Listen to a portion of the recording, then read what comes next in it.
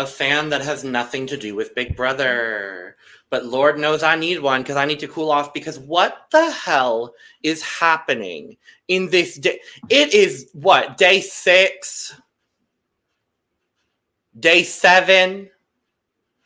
What is Lord Jesus? We'll dive into it. But hello, and hi there, house guests. Welcome to The Cup TV, part of the Currently Unnamed Podcast Network, where we put the real and the tea in reality, and you can always come to us first to quench your thirst. I'm Logan Murphy. Say something gay. Gay. I am just currently drinking some water. I finished my coffee from earlier, but water hydration is, of course, very, very important. And yeah, that's I need the thirst for some of these boys in this house is kind of real. So, ooh, just a couple. Uh-huh. I hear you. And hello, hi, you guys. I am Lana, your resident evil diva, here to give the tea, spill the tea, and drink the tea because you know, unless it's some tea, her. And if you have some tea, you know what to do. Hit me up. Currently, still drinking on some water because hydration, of course, is important. But always nearby and forever will be is my cup mug. Yes, God. And you can get your cup mug at lanagscreations.etsy.com. That link will be in the description below. And we do ship domestically here in the United States, Canada, and Mexico. And we do ship internationally. So there are no excuses. Get your cup merch, period. Yes, God. Absolutely. We are so excited. We are finally back talking about Big Brother. I know we've been a little inconsistent in this regard, but Lana and I were both very working divas this weekend at the conventions, doing the things. Yes. Lana was doing some stuff back home.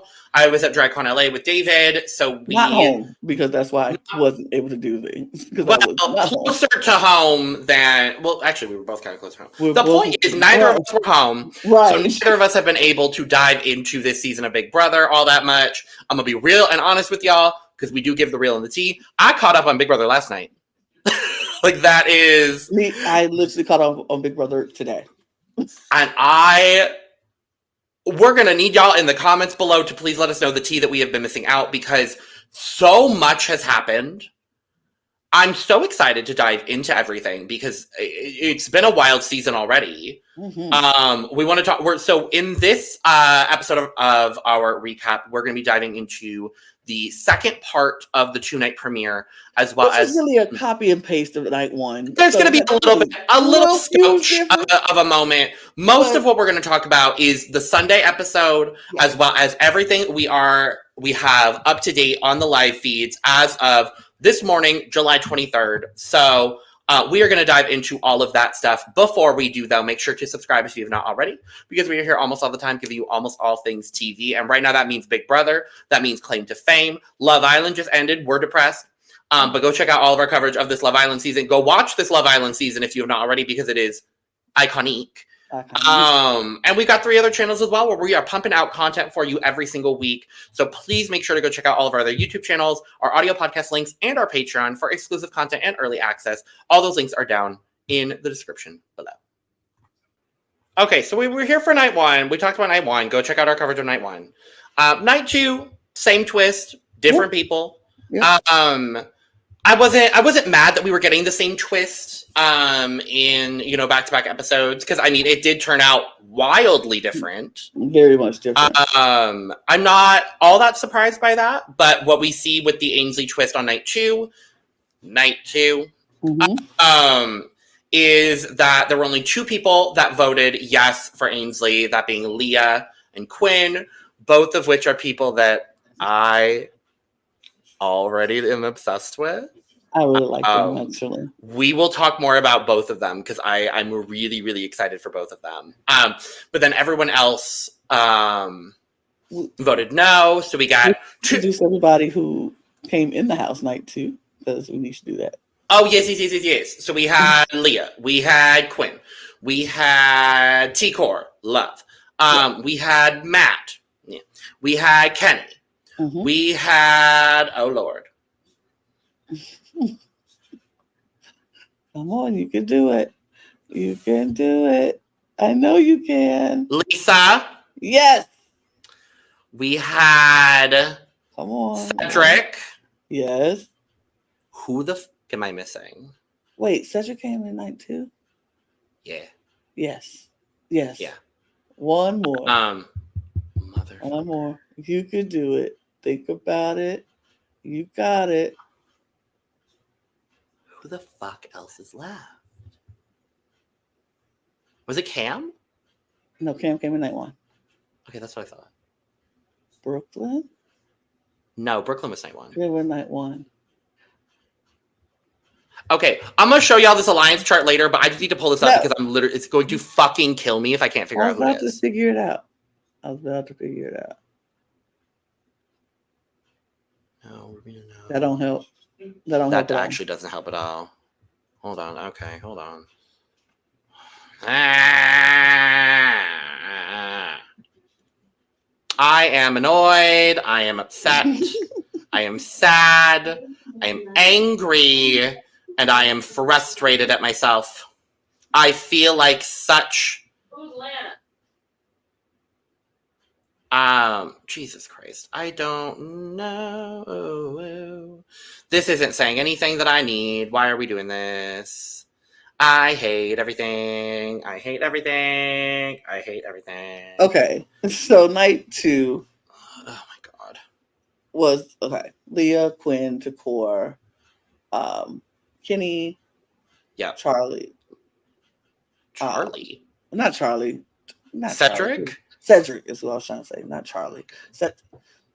Leah, Quinn, Takor, Lisa, Cedric.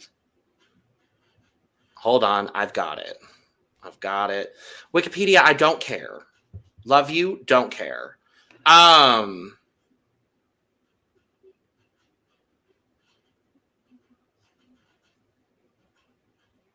Was it Tucker? Tucker came in night 1 because remember he was the first one he wanted to walk in the house. It was Brooklyn. I knew it was Brooklyn. You did. No, you're right. You're right. Yeah, no, you're right. Brooklyn, Cedric, Kenny, Lisa, Leah, Matt, Quinn, and T-Core. Yes. Good. So, yeah, so amongst them, Leah and Quinn were the only ones to vote yes for Ainsley, so they got to compete in the upgrade competition. Everybody else competed in the downgrade competition. I love that it was 2 different competitions. 2 different competitions. I'm very happy about that because I thought they were just going to do the same competition. No, and I was really happy. I was happy there was at least something different. So the upgrade competition, you had to take these giant puzzle. It was basically take these giant puzzle pieces and put them where they are elsewhere in the room, but the room is shaking back and forth. It was a cute little competition. Quinn did much better than Leah did. So Quinn gets the upgrade. We'll talk about the upgrades here in a bit. And then in the downgrade competition, everybody's doing good. Everybody's doing good. Cedric ends up being the one that gets the worst time because they based it on number of chips placed on this. This comp I loved because it was one of those like humiliating Big Brother comps that I do really appreciate, where you just have to shove your face up against everything and move the disc. So I think everyone got 2. Cedric got 2 in the least amount of time, which then meant that he got the downgrade. Then everybody comes together, they meet each other, and very quickly, Ainsley lets everybody know that the people with the upgrades will be kept secret, but the people with the downgrades will be announced publicly. And as we know, that is Chelsea and Cedric. We find out exactly what the downgrade means, and it means that they cannot compete in HOH or POV this week. Mm-hmm. They can still be nominated and evicted. Mm-hmm. And during the competitions, they have to wear these little like mascot uniforms and cheer on the people that are competing. I don't mind this. I don't mind this at all. I mean, it is a aspect that they will have to maneuver around, but it's not, I don't think it's like damning their whole game if they, they could, like I said, they could still get nominated, but even in that and not playing in the veto is not ending like the end of their game because it's about the social part of it. You just have to step up your social part of it. Try to get the person who's using the veto to use it on you. Try to, or whatever, or try not to get nominated in the first place. It's just, and guess what? Neither of them got nominated this week, which is wild. We'll talk about it. Right. So it's really good. So it wasn't, yes, it was a huge disadvantage, but it wasn't a disadvantage that will take them completely out of the game. So I enjoyed this downgrade and making them cheer on them and mascots. It's kind of cute. It's the Big Brother experience, I say. Work. I love that. So that's kind of where we end the 2-part premiere. We go into the Sunday episode. A lot of things are happening. Mm-hmm. We find out about the upgrades that both Mackenzie and Quinn have won. Mackenzie has won America's Veto. So sometime within the first 4 weeks, she can play, I believe it's secretly. It is secretly. Yeah, secretly she can play America's Veto. And it can be used as a typical veto to either remove herself or... I don't think it's secretly. I think she announced, like, I will be using my America's Veto. And I think Ainsley will let them know what that actually means. Okay. I couldn't remember whether it was secret or not. We'll see it play out, hopefully. Yeah, because they did mention that it has to it will be used at the veto ceremony. So. Okay, cool. So either that or she'll let like the DR know beforehand, something like that. But it can be used to save her or somebody else from eviction. Mm-hmm. And then the other person that is nominated will not be chosen by her or the HOH, but will be voted on by America. Love! Interesting. In the words of Hannah Chada, this is a good twist. This is a good twist. Mm-hmm. I love this twist. I think this is so fun because, like, if the fans start to not like Mackenzie, maybe they will put up someone that she's close to in the house to weaken her. It's really going to be a test of when she uses it, how is the fandom liking Mackenzie? And from the little bit I've seen so far, it seems like people are kind of liking Mackenzie a little bit. Mm-hmm. She's settling in. She's not being too vocal, unlike some other people in the game so far. But yeah, so she will have that to use at some point within the first 4 weeks. To my knowledge, she didn't use it this week, so we've got 3 more weeks for her to use it. Right. And then Quinn received the deep fake HOH, which I will say I think I like this upgrade a little bit more. I got to be honest with you, but at any point, again in the first 4 weeks, and we know Quinn did not use it this week. Quinn can secretly hijack the HOH. Make his own nominations, and I believe that also does extend to the replacement nom should the veto be used in that week. He will hijack the nominations, make his own nominations, and then Ainsley will create a deep fake version of the current standing HOH and will be giving the nominations as if it was the person who is standing in place as HOH, but it won't be the HOH's nominations, it'll be Quinn's. Right. So, he's got a strategy for this too. I don't want to bring it up right now, necessarily, but please remind me to bring it up when we talk about live feed, because his strategy for this, he is someone that I am very excited to watch because his strategic mind is very good. Okay. But yeah, I think I like the deep fake power a little bit more personally. But I think both of them are Big Brother's trying something different. I gotta applaud CBS for doing something a little bit different with this season. And I think so far, I think so far we've got some good twists going on because then we find out that there is another twist, good twist. Twisto's twist. We love it. And ain't a good old Twisto's twist. Oh, BB Can. We love you. But we find out from Ainsley that the HOH every week will not be nominating 2 people, and instead they will be nominating 3 people. The veto happens the same way that the veto will happen. Yep. And on eviction night, the 3 nominees will compete in the AI arena. And the winner of the AI Arena competition will be safe from eviction. And the other 2 house guests will face the vote, and one of them will be evicted. Yep. I love this. I kind of love I it. love this. And from the way that Ainsley was explaining it, it really honestly feels like they took this from AI. I feel like they And took if it that's from the case, I love well, me personally, because I just played an org that did something like this. I feel like they came into the it. org world and took this twist from an org. Shout out to the Hive, Gladiator style. Her. All Stars period, where we had the 2 people, we had 2 votes instead of, and 2 people ended up in the Gladiator arena to fight it out, and Oh, that that's one cute. person will go home.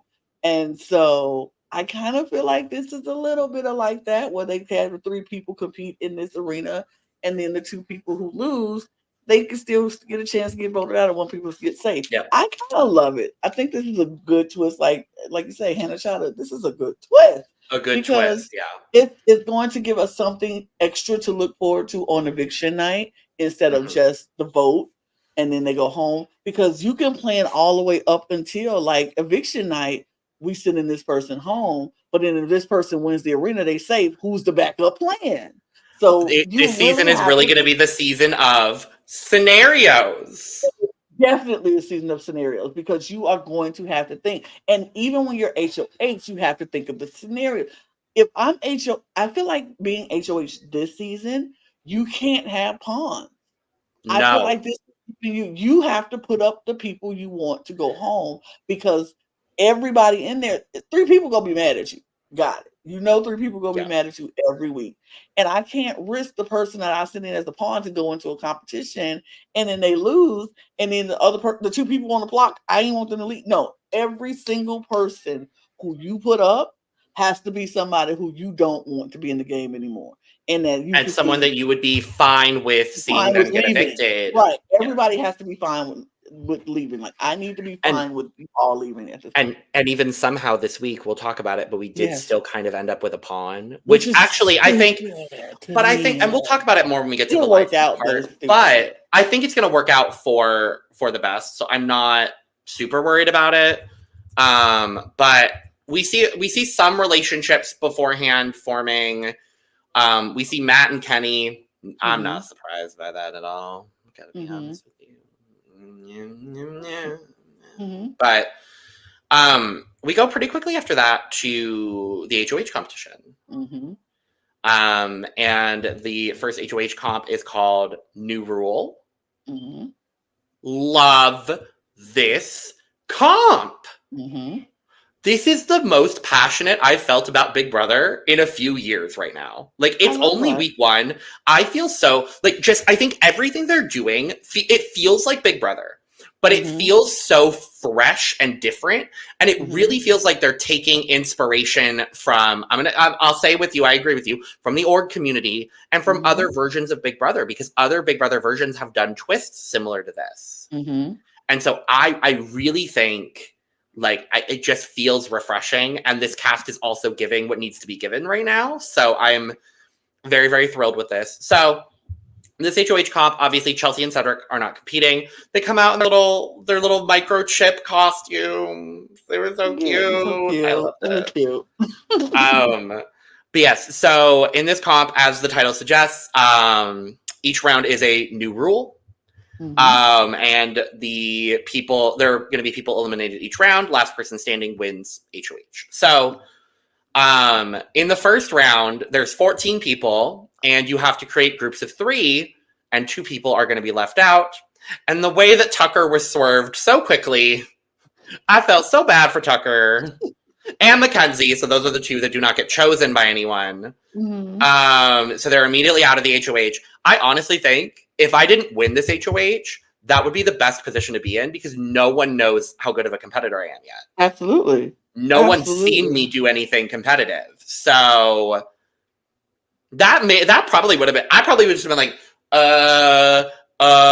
just like especially if I didn't want to win the first HOH, I'd be like, oh darn, I'm out. Wow. You didn't pick me. Oh no. Okay. Well, yeah. So we have our teams. They are competing in digital elevated shuffleboard. Is basically what this competition is. Pretty much. So we got each team is in the second round is competing as a team of 3 to get the highest score. The team with the highest score then can pick any other team to eliminate from the competition. Work. And we see that the group of Kenny, Quinn, and Matt wins with the highest score because everybody else had at least one person fall off the board.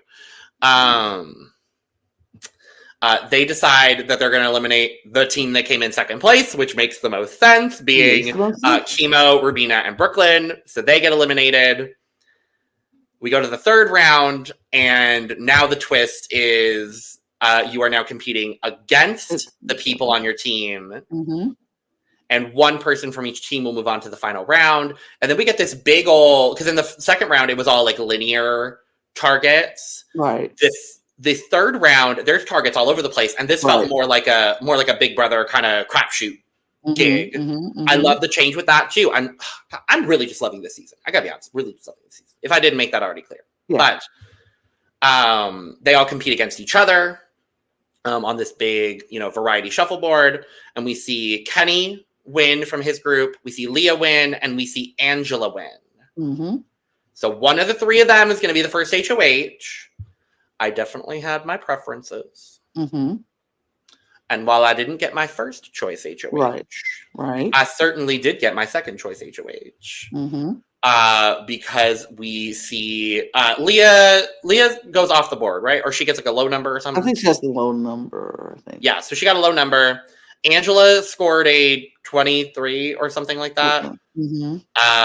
And Kenny's goes off the board, meaning that Angela is the first HOH of the season. And seeing her just get so emotional, like just seeing her so emotional and just like very, very like it was really refreshing to see, because everything she was saying about, being an older house guest and specifically being an older woman in this game. I am happy that she has the opportunity, and as a super fan, she's now had the opportunity to be an HOH. Yes. I do feel good for her. I'm glad she got this experience, do the HOH, be in these comps, do those things. Because honestly, Angela is not lasting too much longer if she continues down the path that she's going. But I do appreciate her being the super fan that she is and having these moments of, I get to be a HOH. And she's the first time, we have not had a woman HOH first in a very long time. So it's lovely to see that a woman is HOH for the first week. Well, not a very long time. We just had Riley last season. I put that out of my mind. I completely forgot about that girl. But never mind then. But it's lovely to see Angela. But I gotta fact check myself on. I was gonna say, are we gonna have the first HOH be a woman and burn out within a couple of the first weeks? Probably. We'll talk about that more later. But yeah, I just love that she won. She got this moment, got this experience. She got so emotional about it. You can tell it was very big for her. So I love that for her. But that was great. That was great. Yeah. So she goes in and she's trying to leverage the fact that she's HOH, making moves that are best for the house while still, targeting the people that she wants to, which I think is honestly the right way to go about this first HOH is like, if you feel some kind of way about someone, put them up. And if the house feels some kind of way about someone else, put them on the block too. So I did love, immediately we see her talking in I'm calling it the Minecraft bedroom. Okay. The elevated beds that look like a Minecraft kingdom. So she's in there, and I believe it was Chelsea, it was Cedric, and it was somebody else. I don't remember who else it was. The point was, it was very, very, it was a little funny because everyone in that room was a POC. And I think there's a little bit of a preconceived notion because this woman is from the middle of Utah.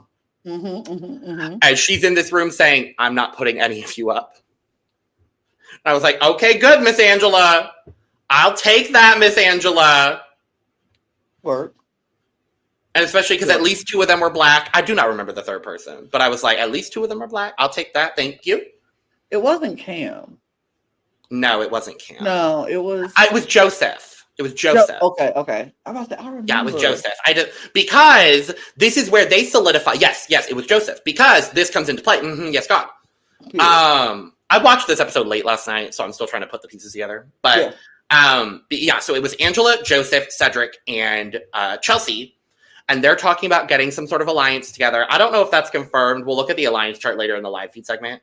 But they have a little group coming together, and they want to bring in T-Core as a 5th member, which I am just, yes!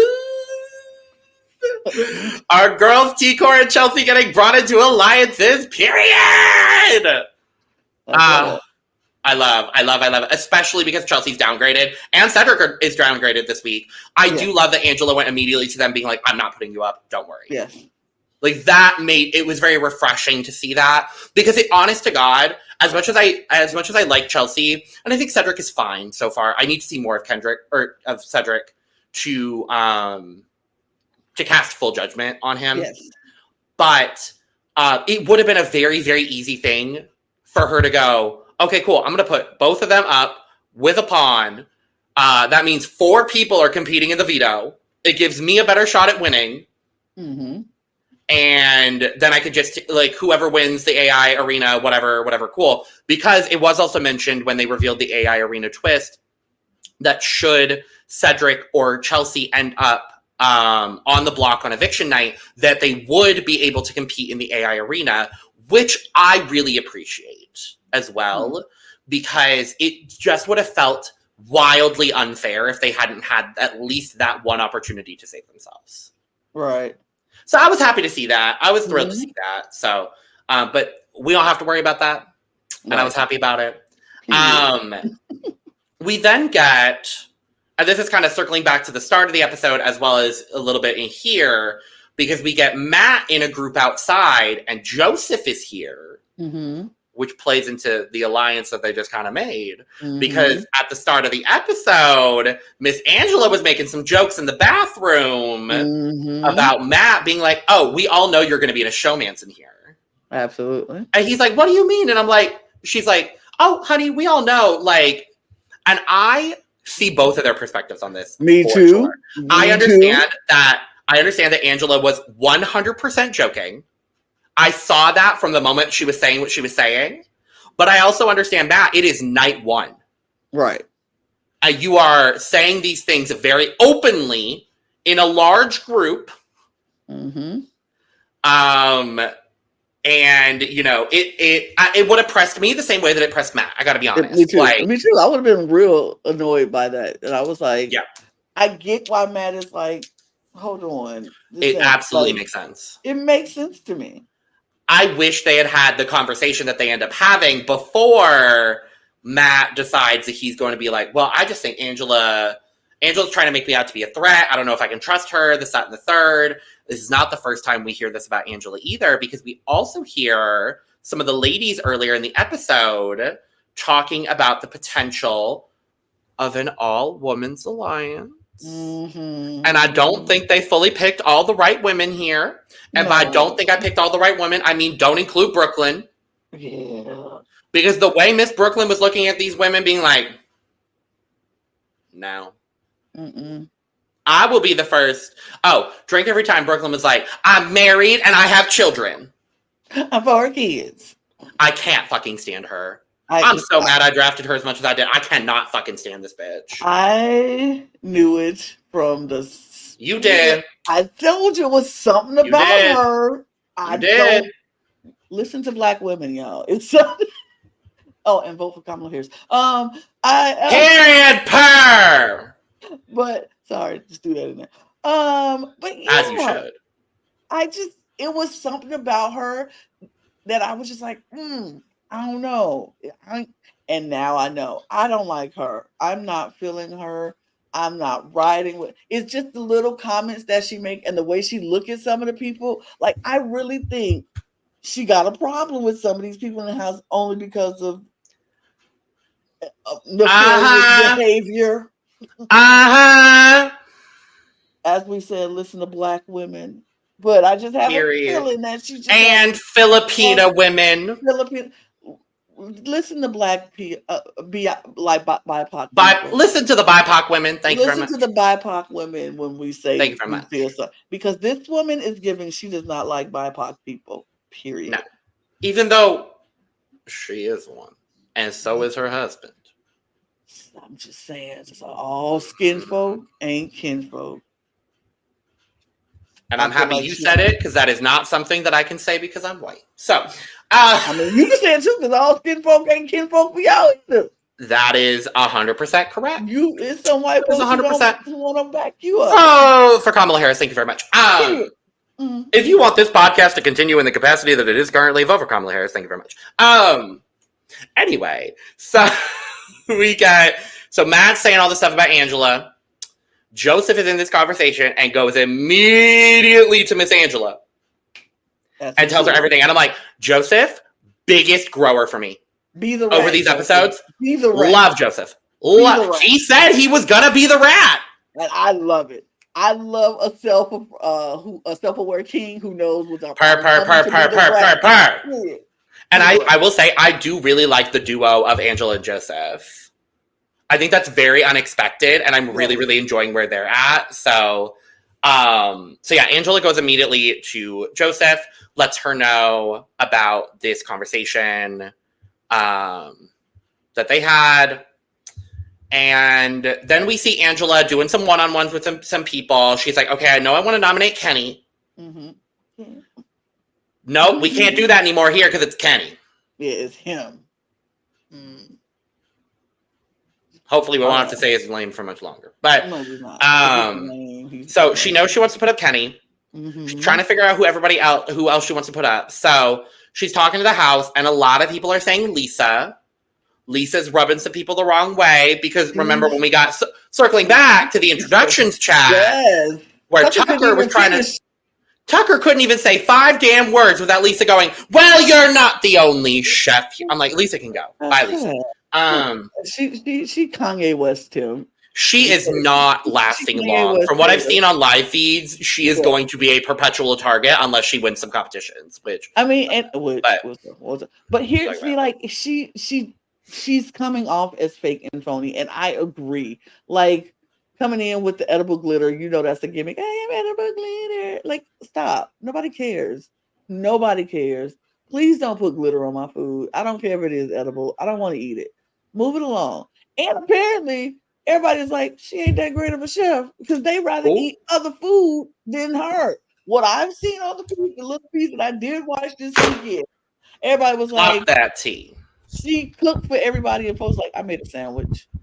I ate peanut butter and jelly. I ate a ham sandwich. Like, nobody wanted to eat her food because she ain't that good for some people. So I'm like, all right. So yeah, she came on way too strong for me. So a lot of people are saying Lisa. So Miss Angela's like, all right, cool. We gotta, I need to figure out who my third person is. Right. Where was the scene talking about nominating Chemo? I went into nomination. The math ain't math. Like, they're not showing us everything because I was under the full impression that it was going to be Kenny, Lisa, and Matt. Me too. That's what I thought. Because we get Matt and Angela having this conversation right before we cut to noms. And I want to talk about the Angela and Quinn conversation too, but this felt the most logical progression. So we see a conversation with Angela and Matt where Angela, I believe, from my perspective, and I want to know if you felt differently at all, Lana. From my perspective, I saw it as Angela going into this conversation with very pure intentions. It felt very Love Island, where it felt like Angela was coming in with the pure intentions in this chat. Matt was not. But Angela's just like apologizing for the way that she talked to Matt. Matt is apologizing for or not even really apologizing, but just like, I appreciate it, blah blah blah blah blah. Trying to make jokes back about like, well, if I get in power, the people that have crossed me are going to be the ones that I'm looking out for. And I'm like, this man could not be more of a recruit in my life because I am not telling the active HOH that if someone comes after me, I'm going to come after them the first chance I get. Like, this is Big Brother 101. So now I know at least we have 2 recruits because we know that Matt is a recruit. And absolutely. I don't know if you've seen the tea about Cedric on the hey, I get to give you tea this time. Yay! I love it. From the little bit I've seen, Cedric's situationship back home is like up in people's comments talking about him, where apparently he had to like binge all of BB25 and then he didn't even let her know she was going on the show, so she's like spiraling now. This woman is obsessed. I don't know who this woman is, but this woman is obsessed and mad that people are thirsting over Mr. Cedric. Jesus Christ, I'm going to get his name right, I promise. I mean, and I think I saw a little bit of it, but I didn't know who they were talking about. So I read it was Cedric. Oh, well, girl, I'm so sorry, but your boy's going to get thirsted over because somebody out there in this world besides you is going to find him attractive. And he is a cute little man, cute little 20-year-old little boy. Yeah. I don't like him all that much yet, but my feelings for Cedric since I've started watching the show, has been like, okay, I see where he's coming from. I'm not like fully on board to throw my stand card at him, but I'm not like, I don't like him. He's not I don't like. It's certain people who still I'm like, I don't like. Brooklyn is at the only for me, and Kenny. Brooklyn or Kenny are the only ones that I'm like, even Matt, I'm like, Matt is, I feel like Matt is a little justified in his feelings and why he felt this way and why he's acting the way he's acting towards He's Angela. Just gaming things wrong. He is. He absolutely But his feelings are so valid. I do agree with you completely. So valid, just right. So I feel like Kenny and Brooklyn are only 2 people thus far that I'm like, I don't like, not interested. Lisa is slipping down. She's like, I'm like, okay, girl, you're annoying. Lisa, you're annoying. Yeah. That's where she's at. She's annoying. Yeah. But like, I feel like Cedric is like, okay, I see your gameplay. I understand it. He's playing what he said he's going to do. He sure is. He's like, I'm going to be this young guy, make everybody think I'm this kid who don't know anything, and I'm not. I'm just so like oblivious to what's happening. And maybe he didn't know Big Brother like everybody else. Maybe he was recruited, and that's fine too. But he did watch it, and he was an intelligence officer in the Marines when he was there. So I think he's smart enough to figure out some things along the way and how to figure it out. I think he's gonna be fine. I think we're gonna see Cedric for a little bit. Yeah, I think Cedric's making it to jury. I think he's making it to jury, if not further. I just feel like he was at the beginning. I was like, I don't know about him. I don't know how. I think he gonna be just fine. He gonna be very middle and. I'm very open to liking Cedric more. I just think he came in with this honest. I'm gonna be honest to God. He came in with this fuckboy energy in the same way that Matt did, and in the same way that Tucker did to an extent. Mm-hmm. I'm not closing off any of those people, honestly. Tucker especially because he's got a gay dad because he said ally.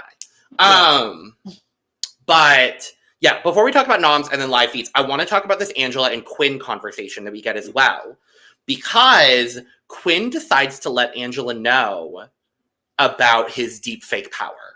Right. And I think this is a good move for Quinn. I think aligning with someone that is very publicly in the spotlight right now, like Angela, is a very, very smart move for him, because now Angela is a shield in front of him. And Angela trusts him because of the whole power situation that he let her know about. So I think Quinn is in a great position right now with Angela. I loved this conversation. And I like that the person, he's told 2 people now, and we'll talk about the other person in live feed real quick. But I did like this conversation. I like this duo a lot. So I agree. She's going to need as many allies as she can get. So she needs him to win something like to save her next week. Because I feel if anybody else, because like we've seen she can win comps. She can win comps. But here we go. Do we see the divide starting to happen already in this house? A little bit. When we get to the alliance chart, I want to talk about it a little bit. And it's not really based on gender or age or race, but it's a little like, there's a divide, but it's a divide that feels really organic. I'm gonna say a la BB6. Okay.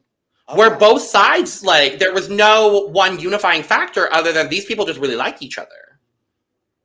But I am starting to see it as well. I see a little bit of that. I'm excited to see where it goes because, hey, we got a bit of a split house last season, and we really got a split house in the last couple of seasons, and I'm really liking this new era that we're in of Big Brother where, you know, we're getting a lot more of those split houses because that's my favorite kind of Big Brother. I love when it's a back and forth kind of shot gig, so I'm really liking it. So we go to nominations, and Angela decides to nominate Chemo, Lisa, and Kenny for eviction. Lisa and Kenny make complete sense. The Chemo nomination came out of nowhere for me. And between her tears, we hear Angela saying basically that those are the people that have connected with her the least. Mm-hmm. So I guess I'm assuming she's mostly talking about Chemo when she says that. Yeah. I just wish we had gotten like a smidge of a clip of Angela like in a Chemo conversation and maybe a confessional of her talking about how she's just not close to Chemo. Because it literally just caught me completely off guard. So I was like, I don't know what's happening, but that is where we end this episode. We do see a preview for the next episode with Angela and Matt going off. And I can tell y'all, this is not the only verbal argument Miss Angela has had in this first week of the house. And I need her to be in this house for as long as we can get her, because this woman is the new Felicia for me. The entertainment value out of Miss Angela, astronomical. I have mixed feelings about Miss Angela. I love her for the entertainment value of it all. I think she definitely gives you the entertainment, the vibes. Like, I woke up, was it Saturday? Morning to, oh my God, this fight just broke out in the middle of Big Brother house. Like, what is happening? So I'm like, what? Okay. So that was the first thing I got up to see it. Yeah. And I was like, what is happening? Oh my God, please hope somebody put this on. We'll talk about it, but hold on, let me finish this point before you jump in. But everybody was like, I hope somebody recorded this, because of course we don't have rewind features, so we couldn't go back. So I was like, please, no, somebody miss it. Twitter is doing a great job this year, and we appreciate you all so much. We appreciate y'all, Twitter, because y'all keeping us afloat when we can't watch it, when we do have to, sleep. But some of us have jobs and responsibilities. Right. So we have things to do. But so I was like, okay. But I like her for the fact that she's very passionate about being on Big Brother. She wants to experience everything. Is she gonna make some mistakes along the way? Absolutely. But on the other hand, sometimes when Miss Angela talk to people or talk about people,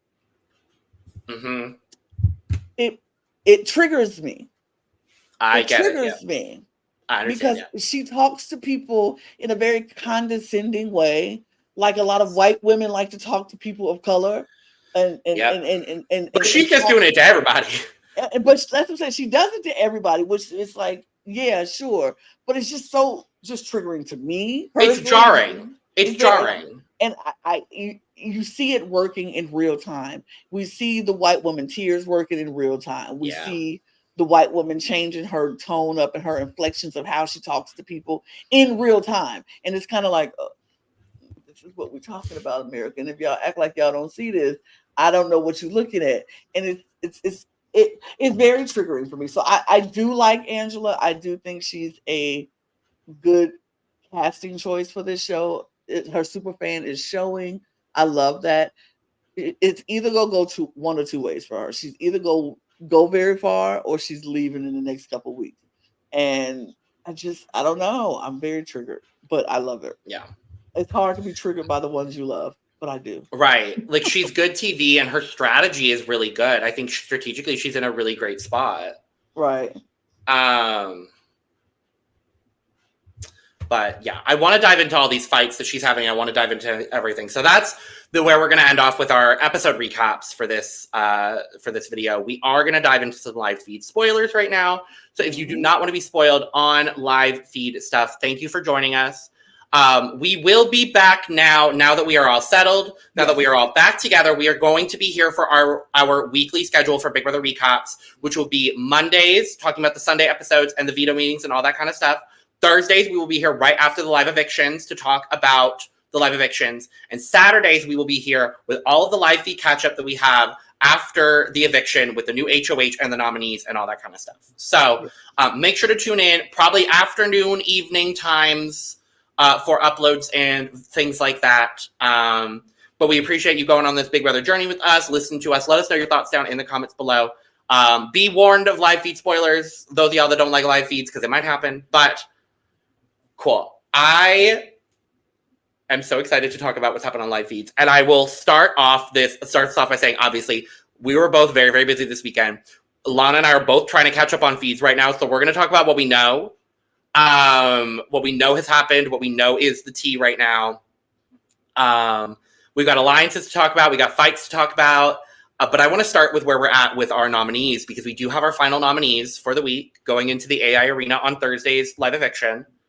So we know that Angela, Chemo, Lisa, and Kenny competed in the Power of Veto. I don't know who the other two competitors were. I don't know if you saw anything on that, Lana. But no. I wasn't able to see anything about it. It was buried with all the other Big Brother information that we had going on this week and this weekend. But we did find out that Lisa won the Power of Veto. Sure. Okay. Sure. I mean, look, she was nominated. She did what she had to do. And hey, she's a woman. We'll take it. She might be my second least favorite woman on this cast currently, but it's a woman win nonetheless, and we will take that. Thank you very much. Mm-hmm. So yes, Lisa did win the Power of Veto, and we did find out that Angela, obviously Lisa did use the Power of Veto on herself, and Angela nominated Matt in her place, meaning that one of Chemo, Matt, and Kenny will be the first person evicted from the Big Brother house. And to that I say, a man is going home first, and I am fine with it. I think either way, it ain't gonna be Chemo. No. So I'm gonna amend my statement. Pretty sure either Matt or Kenny will be the first person evicted from the Big Brother house, and I'm genuinely fine either way. So, and with all of that, obviously, we got a little bit of the preview of the Angela and Matt fight that happened. Yes. I don't know the full tea on that fight. I got to be honest with you. I haven't been able to see the full tea on that fight. I got the full tea on that fight. And I have the full tea on the Angela and Kenny fight that happened yesterday. So, we'll be good with that. But yes, give me the tea on the Angela and Matt fight. All I know is, first of all, Angela was a little sleep deprived because she didn't handle this HOH well. And I feel like we need to normalize HOHs telling people to get out their room. Like, we need to normalize doing that, because she apparently didn't get a lot of sleep the night before. She was sleep deprived. She was tired. She was spiraling. She was taking the weight of the responsibility of being HOH was coming down very hard on her. Apparently more people was just staying in the HOH room. No, people weren't leaving. She constantly was just having people in there in her face. And being a woman a woman of a certain age with a certain kind of schedule and all that kind of stuff. I mean, I would be affected by that kind of stuff, because at the end of the day, baby, I need my sleep. Like, I absolutely need my sleep. I would absolutely be like, y'all, I love y'all to death. I know I need to talk to everybody. So what I'm gonna do is I'm going to go get some sleep. Everybody go to bed, or y'all just leave me alone. Y'all can do what y'all want to do. I'm going to get some sleep. And then in the morning, when I wake up, I'll start talking to everybody. We'll just keep it going. I will stay in this room. Grab me some breakfast, grab me some coffee or whatever, and I'm going to come up to this room and we can just talk. I can just talk to y'all back to back, getting people. Like, normalize doing that, HOHs, for future Big Brother players, because your body, you still need to sleep. And 50 years old, baby, I know she got a schedule, because I have a schedule and I need to have an amount of sleep in order to function properly. Like I can function, but function properly, you need your good 6 to 8 hours of sleep. And being in a stressful environment, and now you have the responsibility of nominating 3 people and trying to figure out this game, navigate, you need to sleep. And I'm sure if she would have told everybody, hey, this is lovely, it's now 3 o'clock in the morning, let's wrap this up, I'm gonna go to bed and we can start up at like 8 in the morning, 9 in the morning, and we'll have this conversation so I can talk to everybody before it's time for the nomination ceremony. But she was sleep deprived and spiraling, and then she's having all these conversations. Her and Matt's conversation went a certain way, but he was still in his feelings about what the comments that she made in the bathroom downstairs or whatever. And so apparently other people, like she said, other people were telling her about Matt's venting to them about what was happening. So she was hearing all of this. And so when she came downstairs, it makes sense that she's kind of now popping off a little bit. Yeah, no, that makes sense. She had heard some stuff. Mm-hmm. She was like, oh, he said, what? Matt did this? Hey, what? So when she came downstairs and started that slow clap, oh, and then Tucker was like, yeah, we slapped it. And so everybody else started clapping, not realizing why she was doing the slow clap. It was so funny. So she comes downstairs and she goes in on Matt, talking about how Matt he should be very proud of himself, trying to come after a 50-year-old woman, manipulating the situation, the conversation that they had, and how him and his crazy eyes was just doing too much, coming for her, and he ought to be shaming himself because all she was trying to do was to navigate through this game and blah blah blah. Like she's going in, he's like coming back at her. Like some people didn't like how he was getting defensive. Like he hopped up when she came downstairs, and they were like, "You finna hop up at a 50-year-old woman? Like, what are you doing? Settle down, right, sir. Baby. Like, what are we doing here?" And so that's suspicious. That's weird, and that's why people are taking her side on this. This is why I felt like the divide was happening, because I felt like people were taking their sides with Angela and then with Matt, and some people just don't know what to think. They just in the middle, like, I don't know what is happening right now. But he was going back at her, telling her that, yeah, I didn't say this, and you were the one manipulative. You're the one lying about stuff. You're the one doing this. And she's like, oh, you did this. So they were just going back and forth. And so she was like, I hope your mother's proud of you. And he was like, okay, now you bring my mom into this? He's like, my mom is very proud of me. And so it was a very, I was like, neither one of them to me came out looking like stars in the situation. But I don't know. I just kind of was like, y'all just doing too much. But Angela was very much coming down at Matt, and he was giving it right back. And she was talking about his crazy eyes and how his mother raised the brat. She's gonna be sad that she raised the brat.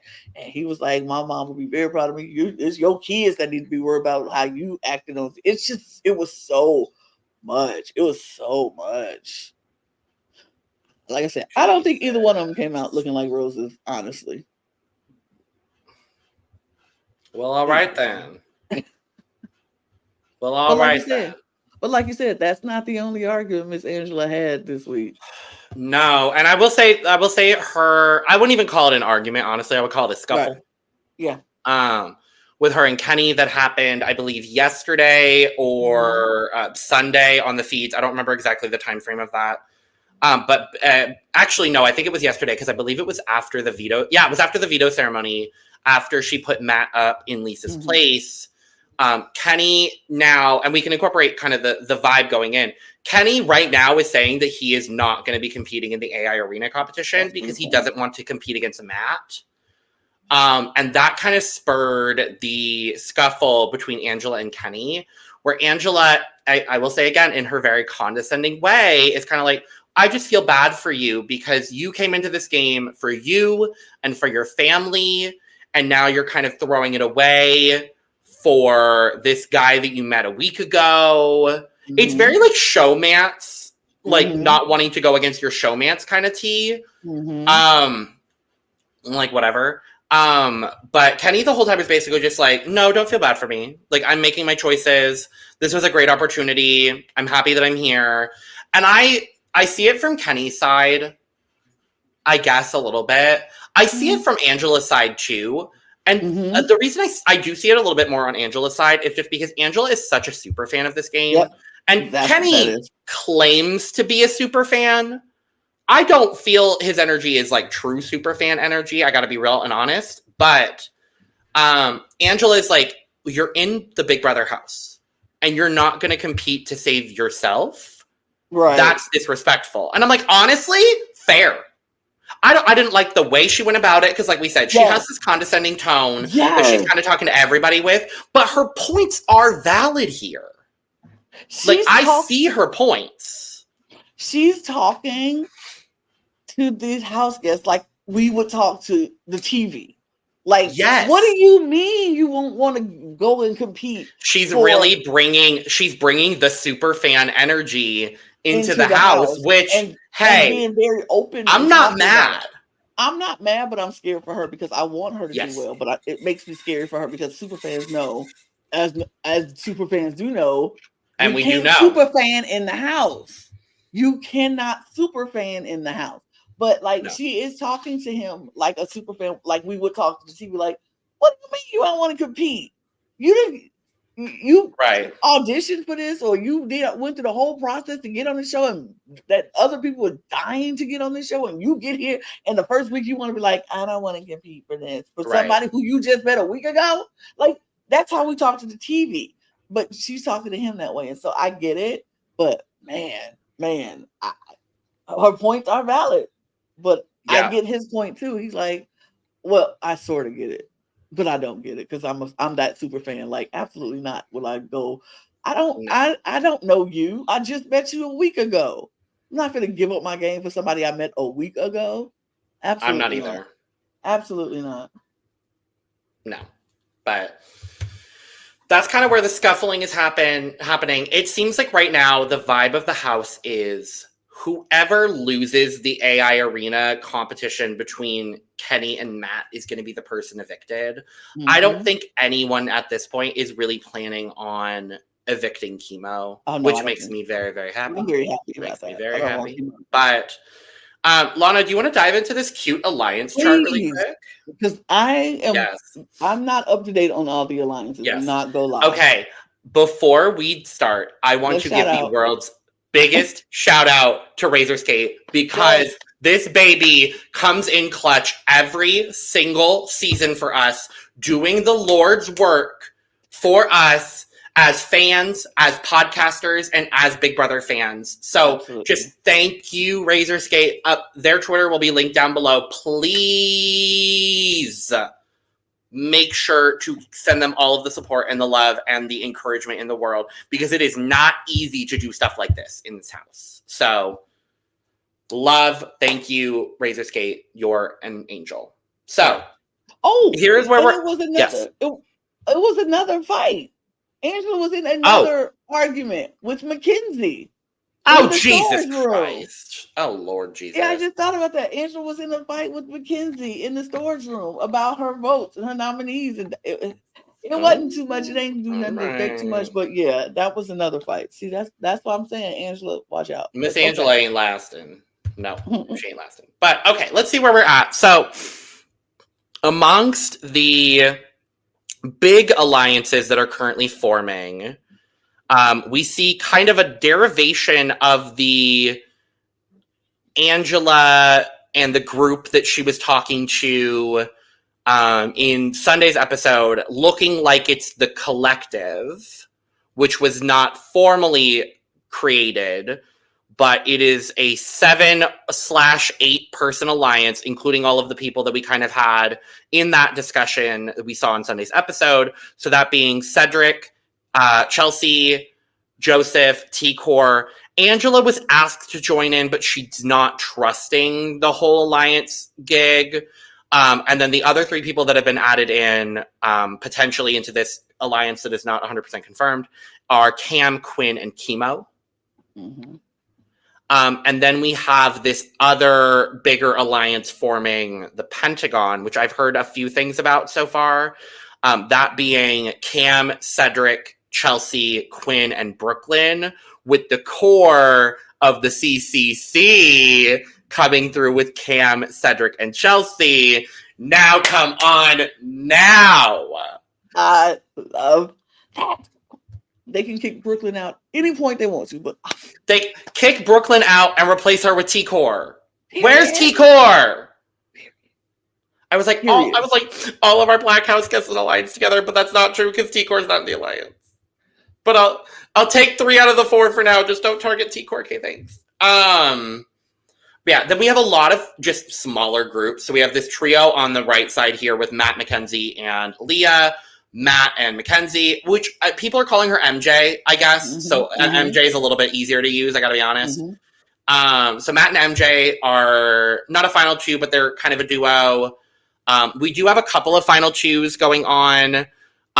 Angela and Quinn, it's not listed on here, but we did see in Sunday's episode that they established a final 2 called BB Guns, which I think is fucking adorable. I love the name. I think that's so fun. So we have Quinn and Angela. Angela also apparently has a final 2 with Brooklyn. And has a really, really good working relationship with Leah as well, which I'm happy to see because I'm happy to see Miss Leah safe. Mm-hmm. And then we have a final 2 also formed between Joseph and Tucker. Mm-hmm. And then additionally, we have Tucker and Angela are super, super close. T-Core and Chemo are super close, period. I love to see it. And then we have Lisa and Leah kind of close as well, even though we saw Leah kind of throw Miss Lisa under the bus during this Sunday episode. So I'm a little confused about that. And then we have what is not going to be a full Girls Alliance, but, yeah. Kick Mackenzie out, replace her with, honestly, any of the other women, and I would be fine. But yes, absolutely. But the Girls Alliance is basically everyone but Lisa, Angela, and T-Core. So that's MJ, Leah, Brooklyn, Rubina, and Chelsea. But we know from the episode that Brooklyn is not feeling this kind of alliances at all. Yeah. So if we just made it a 4-person alliance of MJ, Leah, Rubina, and Chelsea, I would be personally okay with that. Right. And I come away from all of this information being very concerned for Rubina. Yeah.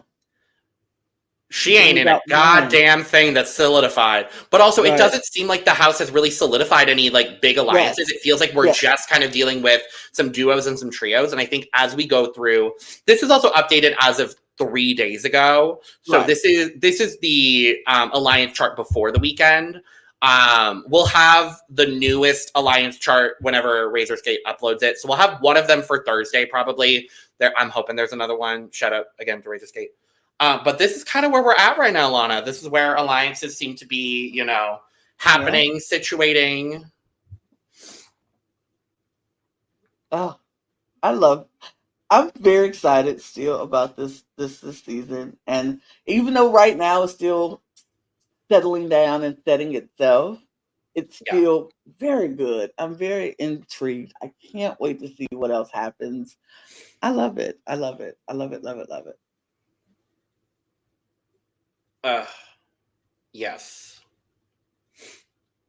But yeah, that's kind of where we're at right now. I think that's where we're at.